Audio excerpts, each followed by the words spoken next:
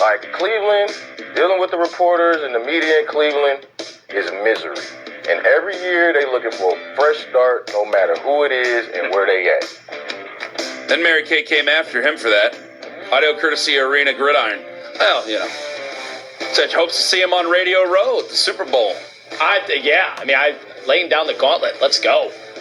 Are we miserable? Are we miserable? 216-474-0092. We got a lot of other things to cover out of the Mary Kay article or interview, but do you think we're miserable? Yeah. Kayla. Yeah. Cleveland media, miserable or not? Go. Yes, because that's what fuels the fire. I'm a miserable person. Only when it comes to sports. I'm not miserable when it comes to sports. Everybody says I'm overly optimistic to a stupid degree. I think it's just a generalization. Maybe not you personally. Well, I said me. Okay. And then you said when it comes to Cleveland sports. I think sometimes you just don't want to ruffle feathers. When have I never said what I wanted to say? When you don't want to ruffle feathers. What feathers? Wait a minute. What feathers do I know? I don't let him ruffle feathers when I don't want to ruffle feathers. Okay. There are times I'm like, why are we talking about this? All it's going to do is ruffle the feathers. Mm-hmm. I'll give you that, but I don't think I'm not pulling punches over here, am I, Tone? Just because I don't say what someone wants me to say, one person, they go, well, you're pulling punches. Listen, it's so funny because we all want the teams to do well. Look what happened when the Cavs won the championship. How many people got to write books? How many more opportunities? Well, that's just a business thing. I mean actual exuberance of the teams with the fans. That goes without saying. We all grew up Cleveland sports fans. People only. Well, I did. I don't know. You did. I know you did. But people have only heard me. Think about it. Fans? People have only heard me talk bad about the Browns.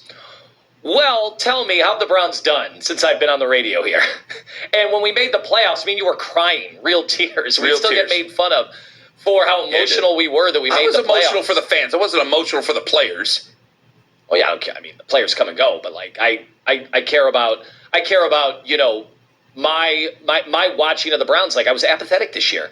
I was sitting here laughing with a drink in my hand while they were blowing games and the special teams were bad. Yeah, I wasn't laughing. I wasn't exactly tearing my hair out because I can't believe we're bad again. It's like, guys, we came into the season with that offensive line set up, that quarterback set up, 4 of them to be clear, and the worst wide receiver room. Like, we weren't going to win games. Like, Vegas had us as one of the worst teams coming into the season.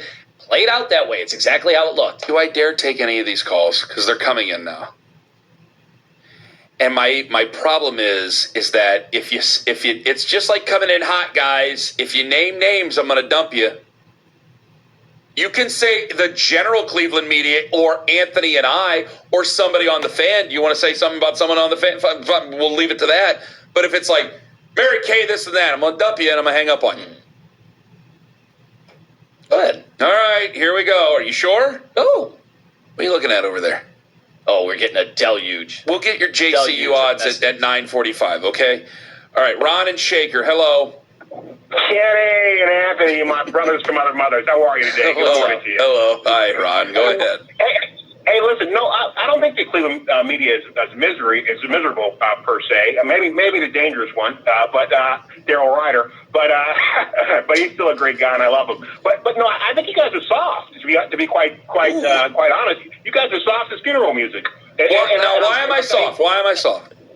Because there are 2 questions that you all should have asked in that press conference. One, we say it, behind the scenes, we say it behind his back, but we should have said to Kevin Stefanski, like, hey, I mean, why is it that every quarterback that you coach has been better elsewhere, or they were better before they got to you, and like Deshaun, he was like an MVP before he got Wait a minute, I don't believe that at all there, Ron. You see, this is a difference of opinion. That's not necessarily soft. Like, has Jacoby Brissett been that much better since he left Cleveland? No. Has Joe Flacco been better since he left Cleveland? I don't think so.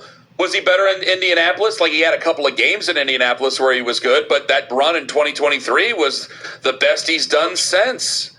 What are you talking about? Did you see Joe Flacco play in Cincinnati as soon as he left here? I mean, he was lighting the place on fire. Did you not see him throw a pick 6 and throw his team right out of the game in a game they desperately needed against the Pittsburgh Steelers? Did you desperately not see how they went? Ron, What 1-8 without Joe Burrow? Wasn't the clear? But wait. Wasn't the clear difference that immediately he's throwing the ball down the field because he had Jamar Chase and T. Higgins? I mean, isn't that a big difference? No, that's a difference. But Kevin Stefanski's claim to fame is he was some offensive savant. We just didn't get that out of him. Oh, no, those are things we say. Those are things we say to ourselves to make ourselves feel better about a guy that doesn't have a whole lot of big time personality coming in. Well, okay, real quick, and then the other thing is with Andrew Berry. I mean, he's had one good draft. No one's pointedly asked him, like, "Hey, okay, Andrew, Jimmy Haslam, gave you a reprieve because you had one good draft. What about all the other bad drafts?" Didn't Jeff ask him that? I thought Shadell asked him that. We have the master clip of Shadell. I think that I don't agree with that, Ron. I think that's been a point that's been made numerous times, over and over.